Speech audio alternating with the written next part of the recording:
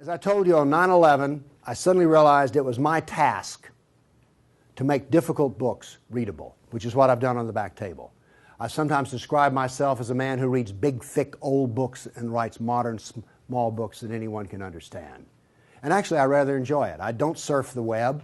People are disappointed when they run into me sometime and some other counter-jihadist, they go, "Have you seen my website?" No. I don't even go to my own website. I have very little interest in the web except for Craigslist and Yahoo headlines and Drudge. That's it. So I like reading big, thick, old books. I really do. But I thought when I got my books written, in which the Quran was easy to understand, here's Muhammad, easy to understand, all these books on Sharia and everything were easy to understand, I thought, we win. No, we don't even have game. Because what I discovered was, other than a minority view, and trust me, you are so minor, everyone else's reaction to the knowledge, to the answer to question, what is the true nature of Islam, react in fear, hatred, and anger.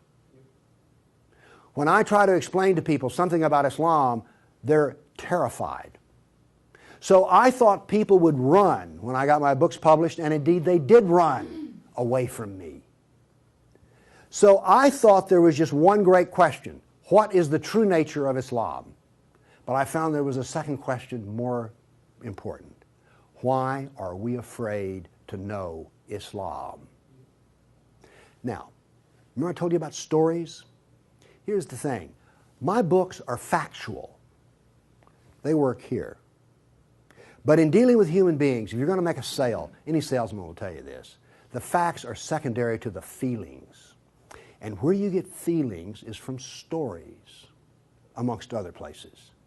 And I began to think about, why is everyone so afraid even though they don't know anything? Well, it turns out they do know little figments of stories about Islam that involve violence. And the knowledge that they were into the slave trade does not come as a shock, really. So, remember I told you that the house of Sufism was like a palace with a smell coming up from the basement? Everyone smelled that smell. They just don't want to talk about it. But it's somewhere deep in the back, almost primordial mind. So, the problem is we don't know the history of Islam. We don't know the answer to this question. This is the world of Islam. How did it happen? You can ask very intelligent people, and they will not be able to give you the answer to this question. How did North Africa go from being European and Christian to becoming Arab and Muslim? How did that happen? And is that an important question? How did the Middle East go from being Christian to Muslim? And is that an important question? I think it's an overwhelmingly important question. All right. Now, to understand how that Islamic world came about, we're going to have to go about and see how Islam entered our world. Now, to do that, Islam entered the world of the Byzantine Empire. We know that in the Sirah, Muhammad's life, his last days were spent killing Christians and subjugating them. After he died, that process continued. So, let's describe the world that Islam invaded. Now, we're told that the Roman Empire collapsed when the German barbarians invaded Rome. Y'all heard that story? Well, that's false. That is not true. It is wrong. What happened was, after the German barbarian tribes invaded Rome, they set up their own version of the Roman Empire. They retained classical culture. They spoke Roman. They hired Roman philosophers and Roman attorneys to teach their children and to run their schools.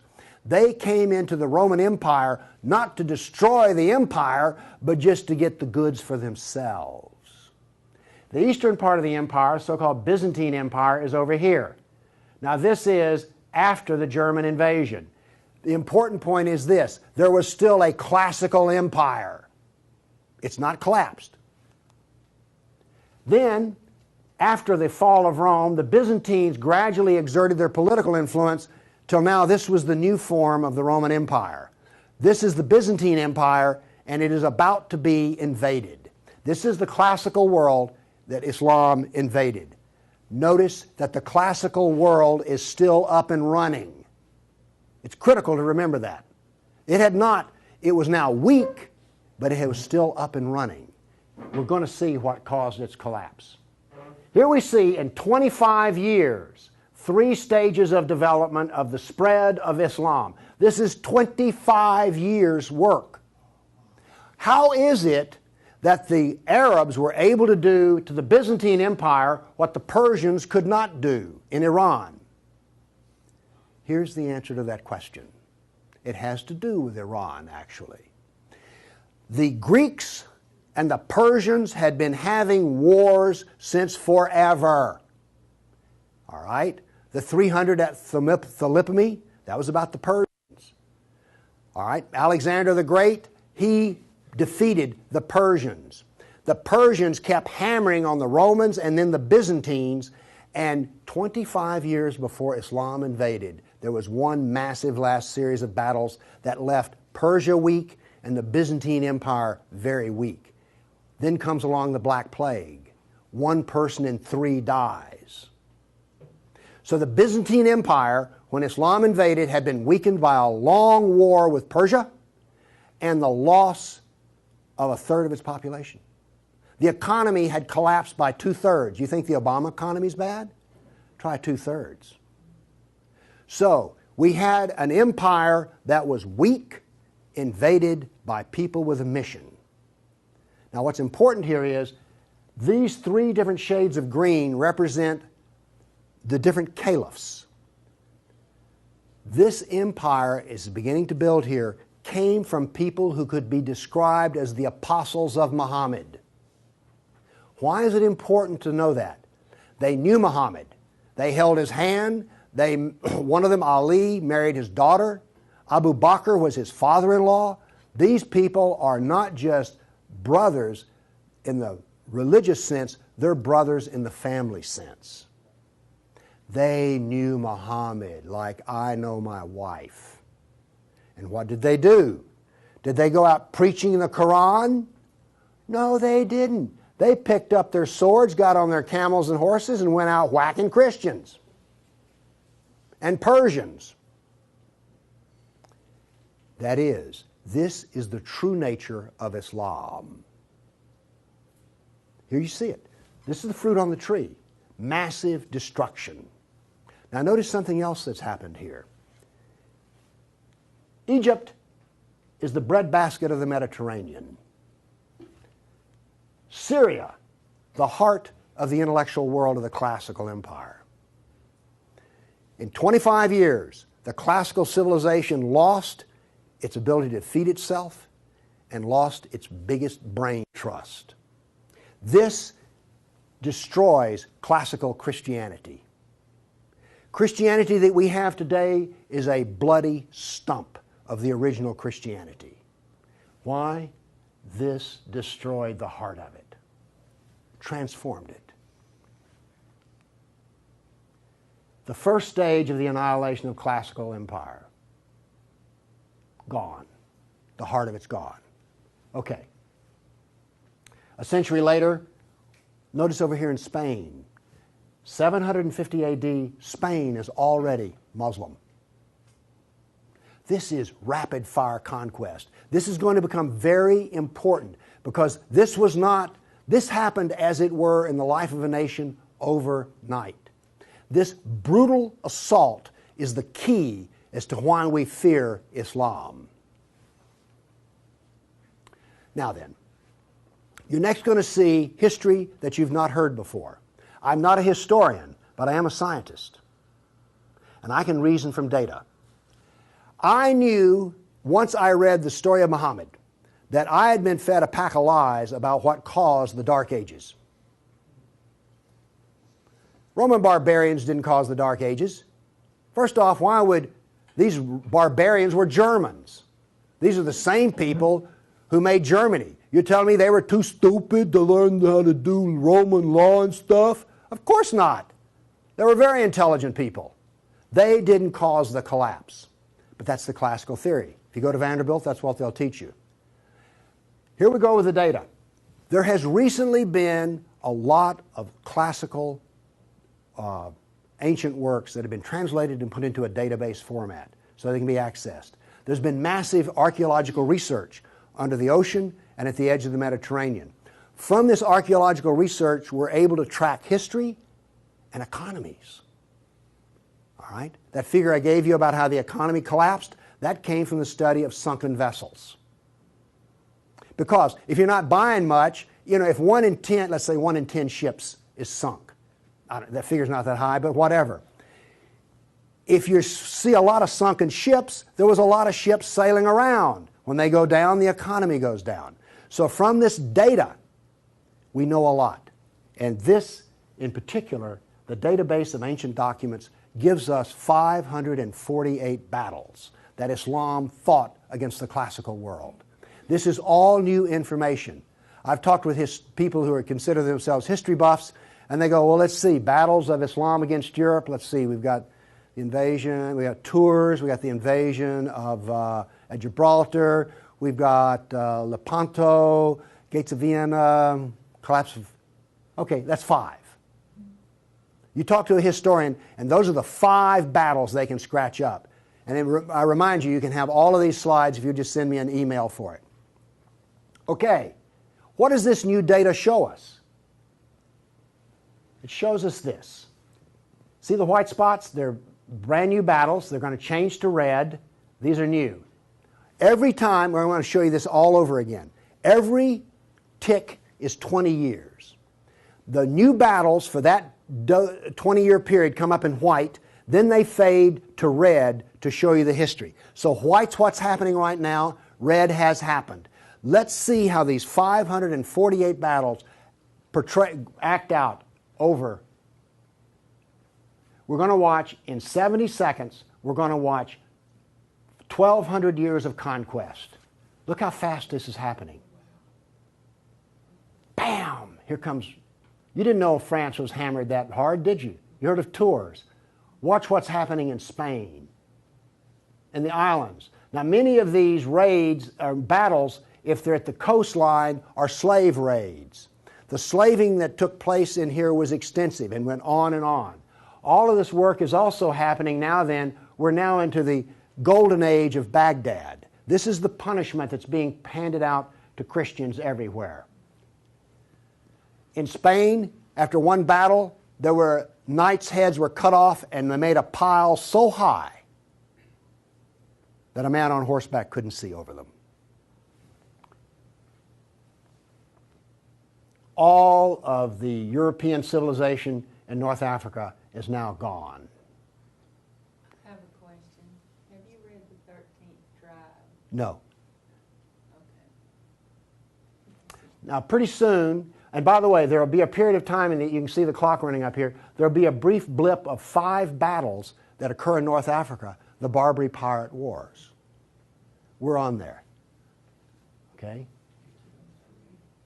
Now then, Byzantium has fallen. Now then, Eastern Europe is being hammered. Notice that it is relentless. It doesn't stop. This is the history that you're never told about. This is the history that explains how all of this came about. Now then, they're getting slower because Islam is becoming weaker.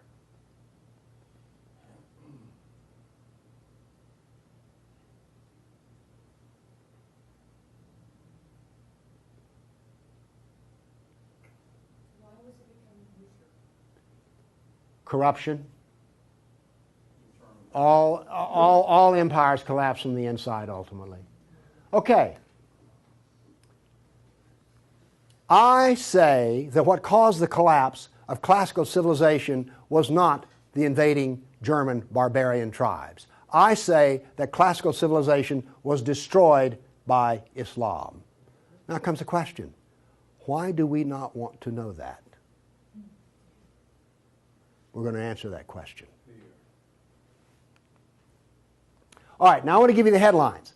With all those little dots, basically what I've showed you is just quantity. Okay? Relentless, but quantity. Now I'm going to give, we gave you 1,200 years of battles in like 70 seconds. Now we're going to go through in about 4 minutes. I'm going to give you the headlines from each century so you will know the emotional tone of what is happening. All right, 7th century. Muhammad sent Khalid out, the sword of Allah, to the Jazima tribe to offer Islam. They refused. He annihilated every one of them. At the Battle of Oasis in Iraq, for 2 days he spent out rounding up the losers, put them in a dry stream bed, and cut off heads until the stream ran with blood. He then took the captain of the Zoroastrian Persian tribe. His wife was there. He cut off the man's head, let the blood drain into the soil, and raped his wife in the bloody soil. That was one of the companions of Muhammad. This is the nature of jihad. Where did Khalid learn how to do that? From Muhammad. From Muhammad at the Battle of Khaybar. Umar conquered Jerusalem, and every Jew and every Christian became a dhimmi, which is a third-class semi-slave. You're now going to see, for the next few centuries, you're going to see Golden Age. We're told this myth of the Golden Age, how wonderful Islam is. So here's what's happening during the Golden Age. They started attacking Sind, which is the Hindus. 26,000 Hindus died. Armenian nobles were herded into a church after a debate, and the building burned down on top of them. At Ephesus, 7,000 Greeks are enslaved. We're still having the Golden Age. All new churches were ordered destroyed. At Amorium, there was massive enslavement of all the Christians. The Egyptian Christians revolt over the jizya, which is the dhimmi tax under the Sharia. Churches are burned, vineyards destroyed. 10th century was still in the Golden Age. In Thessalonica, 22,000 Christians enslaved. Christians massacred in Seville. In Egypt and Syria, 30,000 churches destroyed. You have your religion, I have mine. Still in the Golden Age, 6,000 Jews in Morocco killed. Hundreds of Jews in Cordoba killed. 4,000 Jews in Granada killed. Georgia and Armenia invaded. In Hindustan, 15,000 killed, 500,000 enslaved. Golden Age. Still upon us. In Yemen, the Jews are given the choice of convert or die. The Christians of Granada are deported to Morocco. And in India, cities are destroyed under the order convert or die. In one town, 20,000 Hindus became slaves. Still the Golden Age. 50,000 Hindu slaves decided to get freedom by converting to Islam. A new 20-year campaign created 400,000 new Muslims out of Hindus. Buddhist monks butchered, nuns raped. In Damascus and Safed, mass murder of Christians. Jews in Marrakesh massacred. Tabriz, forced conversion of Jews. Still, we're in the Golden Age. There are riots in Cairo. Churches are burned. Jews of Tabriz are forced to convert. Tamerlane, one of the most evil men who ever lived, massacred 90,000 Hindus in one day. 30,000 in another battle, massacred in cold blood. Another Muslim leader takes 180,000 Hindu slaves. Oops, we're out of the Golden Age. See if you notice any change in tenor. Tamerlane destroys 700 villages in India. Now then comes He then turned to Iraq and annihilated the Nestorian and Jacobite Christians. The Nestorian Christians, half of the Silk Route in China was Nestorian Christian. The Nestorian Christians had emissaries and missionaries in the court of China. Afghanistan was partly Christian. All right? Gone. This is part of the destruction of the church that no one knows about. 700 years of attack, they finally destroy Constantinople. 16th century, the son of Tamerlane destroys temples, forced conversions. Two of his generals built 2 towers of human heads. Once again, you couldn't see over them. And then noble women, Hindu women, started the practice of sati, which was mass suicide in order not to be sex slaves inside of the Sultan's harem. 17th century, Jews of Yemen and Persia forced to convert, forced conversions of Greeks. The Zoroastrians are persecuted in Persia, and over 500,000 killed Hindus. 18th century, more Zoroastrian persecution, Jews of Jeddah expelled, Jews of Morocco massacred, Hindu persecution continues. 19th century, more forced conversion of Jews, Jews of Baghdad massacred. Oops, 250,000 Armenian Christians slaughtered in Turkey. Now then, in Persia, the Zoroastrians are completely annihilated. 20th century, over 1 million Armenian Christians killed. 1 million. So you now not only know the number of battles, you now see the tenor of what's going on. You now know quality and quantity. Do you get the drift on how bad this was? Now then, the establishment doctrine is that we've already told you classical collapse had nothing to do with Islam, and indeed Islam was a source of good, because the hillbilly Europeans lost their classical learning and the shrewd, smart Arab Muslims preserved all the knowledge in the Golden Age. This is what is taught in our schools. I maintain that it was annihilated by Islam. Okay, we've been talking about land here. I now want to talk about water, because classical civilization was based upon the Mediterranean Sea. Egypt was part of the Mediterranean world. It was not part of the African world, okay? Because to go from Alexandria, Egypt to Nigeria was a lifetime. But you could get on a ship and be there in 10 days. Does this make sense? It was cheap transportation. You could haul a ton of grain from Egypt to Rome as much as it cost 75 miles by ox cart. This is important. I'm going to be driving back on the interstate after I finish talking here. I do not expect to be attacked or shot at on the way. I presume that the interstate is safe travel. It used to be that way under the Roman peace. That ended. The importance of naval work, as many as 500 boats could be in the harbor of Constantinople. The collapse of the freedom of sea. Let me show you something. Now we know this from history, the data. Rome used to communicate with France by boat. After Islam, they went overland through the Alps. Why did they do that? There was no longer freedom of the sea. Here's interesting. The Black Plague was a known problem in the Mediterranean. It used to take 4 months to get from here to Constantinople because there was sea trade back and forth. Well, that was eliminated. So now then, when there was an outbreak of the Black Plague, it went from harbor to harbor, all around here, and it took 4 years to get to here. Do you see the point I'm making? There was that little freedom of trade. As a merchant striking out to do business, you could wind up with your ship gone, your goods gone, and you're in chains, enslaved. By the way, this cuts down a lot on commerce. A brag. The Christians couldn't float a plank on the inland sea. What did this do? It isolated Europe and impoverished Europe. So, you know the business of the Barbary pirates? You know the business of the Somali pirates? Same. It is Sunnah. It is Sunnah, the way of Muhammad.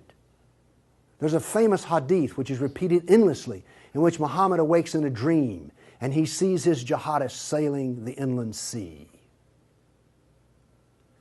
Islam always practices, where possible, economic warfare. Muhammad attacked caravans. What was attacked in New York? Ooh, Trade Center.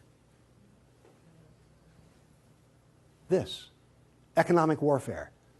I am an admirer of Islamic civilizational war methods. They're superior to everyone else's thinking in war. They use everything for war.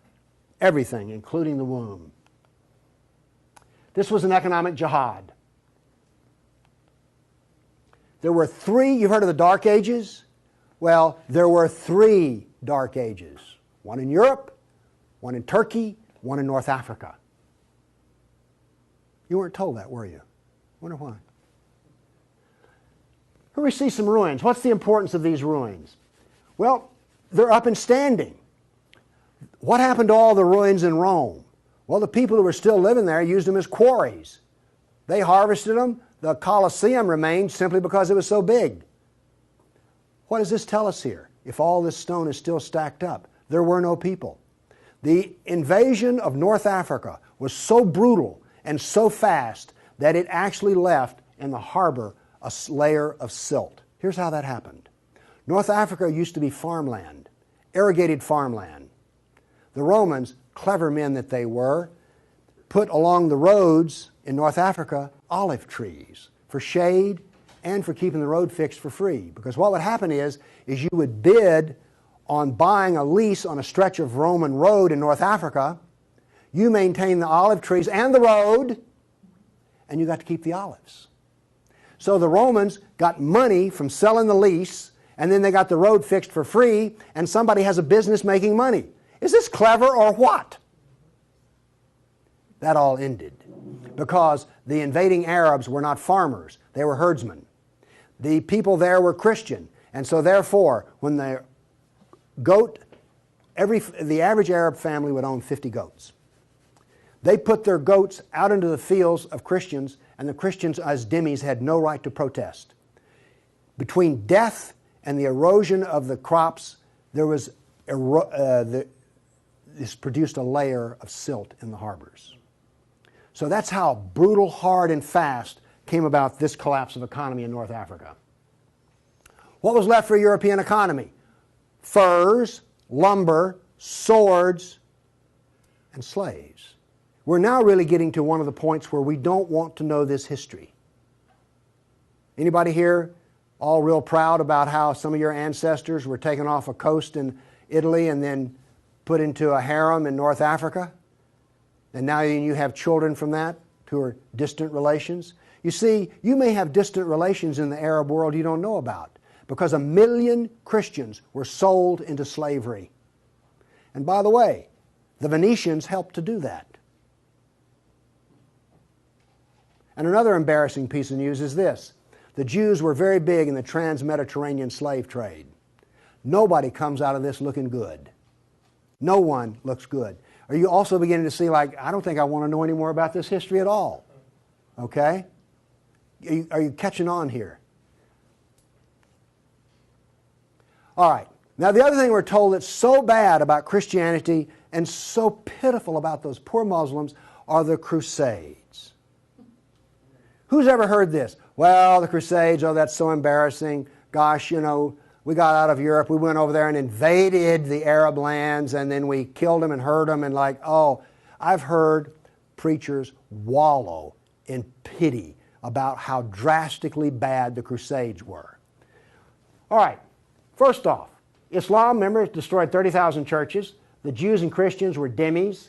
There was infinite number of brutality against Christians. Christians were fleeing the Middle East, and the Byzantine emperor appealed to the Pope, help us, please. Now, this was a big thing to do because the Byzantine emperor and the Pope did not get along at all.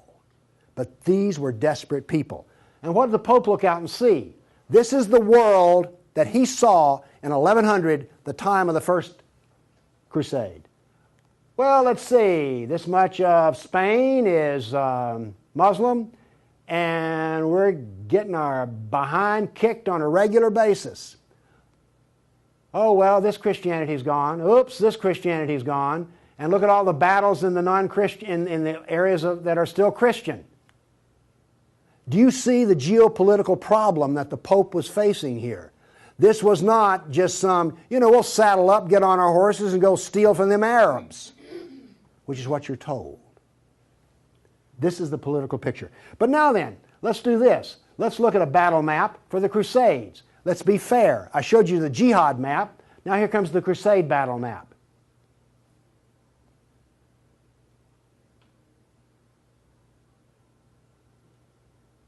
We're almost done. That's it.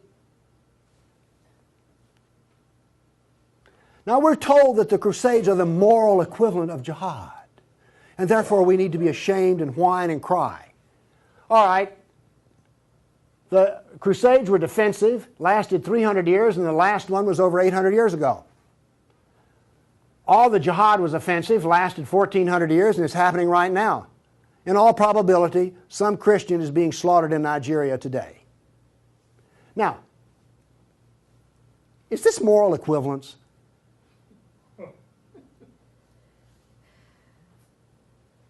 Why won't they teach this in a church school? So the ministers will stop, oh, the Crusades were just so terrible.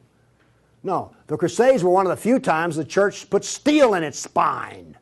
And then we apologize for it. Now then, let's go to the great benefits of Islam. We're told about two different golden ages. We're told about Andalus, the wonderful empire in Spain, in which there was multicultural peace, and Jew and Christian and Muslim all lived together in a golden age in Europe. You ever heard that? Well, here we go. This is the battle map of the golden age in Andalus. Now, while all this is going on, orders for slaves are being filled. The first slave order out of Spain was the Caliph ordered up 3,000 blonde virgins. They were shipped out of Spain. Battles are going on in which Christian knights die. But notice something here. The Christians won't quit fighting. This is going to take 700 years, and there's going to be nearly 150 battles fought. Where was this caliph located? There was more than one caliph at the time. This was a caliph in North Africa. Okay. Now then, looking at this, do you understand why when Isabel and Ferdinand were finally in full power, they told every Muslim in Spain to get out of here? They drove everyone out. Okay, my question for you is this. Was Andalus a multicultural golden age or a reign of terror? I claim it was a reign of terror, and it was not a golden age at all. And yes, there were a few people who had it good. The elites had it good. There were some rich Jews and rich Christians that had it good. Also, otherwise, there was constant war, slavery, and Christians had to wear robes so you could tell a Christian from a block away. And a Christian couldn't carry a sword, and they paid special taxes. And then we come to the question, why are we told this story? Now we have the Baghdad Golden Age. Here we go. This is all the battles that are fought during the period of the Golden Age in Baghdad. Now, not only are they as busy as they can be killing Christians, but they're also busy establishing the Sharia doctrine. They're also busy establishing the Hadith doctrine. And they're also busy in doing things like slave trading. You know all those exotic photo pictures you've seen of the harem? They're sort of pre-Playboy sexy, beautiful women in gauzy outfits. All of those women were Christians. Less romantic sounding, isn't it? The other thing that's happening in Baghdad is this. A new philosophy is being generated in which there is no cause and no effect. This turns out to paralyze the mind. Okay, those were all the battles that were fought during the mythical Golden Age. Okay, during the Golden Age, Christians and Jews were dhimmis, Christians were sex slaves. Here's one that gets me. During this Baghdad Golden Age, they evolved a philosophy in which there were no laws of nature and there was no cause and effect. I'm a scientist. We work off of two laws, the law of contradiction, does the data contradict the data, and the law of cause and effect. I've just explained to you why, out of their Golden Age, why you don't find Muslims getting Nobel Prizes in science. You cannot be a scientist and not believe in cause and effect. You just can't. Won't work. Now then, the Christians did all of the vaunted translation of the Golden Age text, and get this. We're told that this was such a great peak of learning, they destroyed 90% of the books. And we're told that the remaining 10% they preserved is like, oh, this was the Golden Age. Oh, we live in eternal gratitude to the Muslims. If they had come along, we'd have had 100% of them.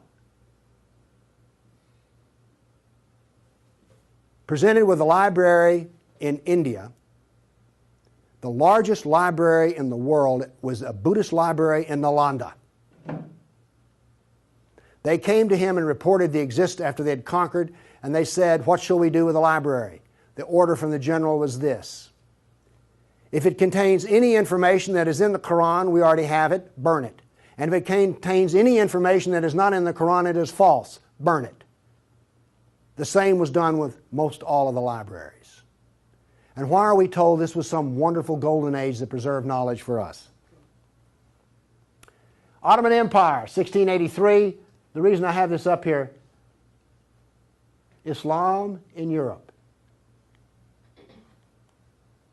That's the world today. I've now explained to you how this world came about. It came about through relentless, brutal persecution of everyone who was not a Muslim. Now then, let's change to modern times. All of that work stops in 1922. This works off a database of 19,000 jihad attacks since 9/11. There are things like this. I know the date, the country, the city, how many are killed, how many injured, and a description. Now, when you present a guy like me with 19,000 pieces of data, I start asking questions. How do we make this make sense? So let's make it make sense. By the way, you did hear all about these 19,000 attacks in the Tennessean and the local newspaper, didn't you? You did hear about this. It was on the nightly news. We heard about Fort Hood. Oh, the workplace incident. Oh, yeah, I got that. All right. Anyway, moving along here. This, by the way, is where all these took place. I just think that's interesting. And you'll notice something. This is the Islamic world, and it all centers around it. But notice how much is happening in Europe. Okay. I take the data and I parse it and I divide it. I use Islamic doctrine to analyze this data. What does Islam insist on? Well, in my first lecture, I told you they're fixated on the kafir, right? So I use the kafir to analyze this data from an Islamic standpoint. See, I'm the ultimate multiculturalist. No, really. I'm the only person you've ever met who analyzes Islam on the basis of Islam. Here we go. Here we have, in the last 10 years, the total number of attacks. In the green, we have Muslim on Muslim violence. You mean a Muslim will kill a Muslim? Really? They're doing it in Syria as we speak, right? Remember Iran, Iraq? Okay. Then we have the only one I care about. I mean, my motto here is sell weapons and intelligence to the loser. I'm very serious. You think I'm joking. I know. Okay, here's our story right here. Stays pretty level. That's interesting. By the way, there's hardly a day in which there's not a jihad attack. Modern jihad is relentless, just like classical. Oh, by the way, one of the things this curve proves right here, Islam is bad for Kafirs. Islam is bad for Muslims. Islam is bad for Muslim and non-Muslim. That's what this data shows us. You want to argue with that? Okay, modern jihad is relentless. But what did we see in the other battle map? It was relentless. There are two types of jihad, against the kafir and against Muslim. You see, every time they kill a Muslim, the reason in Syria they're killing other Muslims, they're not real Muslims. Okay? Now then, we've introduced, however, a new phenomena. The mom and pop non-state jihadi shop. Okay? All of those battles up to 1922 were out of the caliph. Okay? We now have non-state jihad. That is all that is different. Okay, jihad attacks per year. I just chose the top 4 nations. But this doesn't really give us what we want because Israel's teeny weeny and India's great big, so let's do this on per capita. Now then, Israel, I bet you were surprised about Thailand. You didn't know that Thailand was getting whacked on a regular basis, did you? And look, here's a Christian nation, the Philippines, ranks number 3. And then India was Hindu. Oops, wait a minute. Do you know what I just told you? Jihad is against the Jew, the Buddhist, the Christian, and the Hindu. This is the data. Now you go to these dialogues, these multicultural smoozes they have, where the preacher and the rabbi and the imam show up. The preacher and the rabbi show up to tie, the Muslim shows up to win. And then what does the Muslim tell them? Oh, the Christians and the Jews, they're people of the book. Oh, we're brothers in the religion of Abraham with the Christian and the Jew. You know, we're practically the same. We're brothers in Abraham. How's that stuff work out? Well, here's one of your people of the book. Here's another people of the book. Turns out they'll kill a Jew, a Buddhist, a Christian, or a Hindu just as fast as they will another. So much for being brothers in the religion of Abraham. The data does not support the theory. Therefore, the theory is wrong. There is no brotherhood of Abraham except in the minds of people who occupy pulpits. The jihad is against the Jew, the Buddhist, the Christian, the Hindu, and the secularists, by the way. The secularists are the worst of all. Well, maybe worse than the Hindu. It gets hard to know, you know, I mean, really. It's against all kafirs. That's who the jihad is against. The religion of peace. Here we go. 548 battles, 19,000 jihad attacks. In 12 decades, in 1,400 years that are jihad-free. Therefore, Islam is 91% violence and 9% peace. So George Bush was 9% right when he declared religion of peace. Constant violence is why? There's a doctrine. The doctrine of jihad is found in the Sirah, the Quran, and the Hadith. We've already been over this. They don't like kafirs. We have a whole doctrine of jihad within the text. Islam was only successful through jihad. Therefore, we have a doctrine which produces jihad, and it produces this effect of the collapse of civilizations. Here you go. Tears of jihad. 270 million dead over 1,400 years. Read them and weep. Read them and weep. The doctrine drives history. History shows the true nature of political Islam. Political Islam is the enemy of all Kafir nations. There's an intellectual history. In 1,400 years, I've read a lot of old documents. They never talk about the Muslim. They talk about the Arab, the Turk, the Moor, Al-Qaeda, Asian, and it's always been by specialists. And today, all the established specialists are apologists for Islam. Why was the Quran code not cracked recently? How come we don't teach Muhammad? And why is the Golden Age propaganda taught? Why do we remain ignorant and keep suffering? I maintain there's a reason for this. I maintain that this constant brutality over the centuries has produced in the Western mind the equivalent of the abused dog, the beaten wife, and the raped child. We do not think correctly. Everybody's seen the beaten dog that when you approach it, that is the Western mind.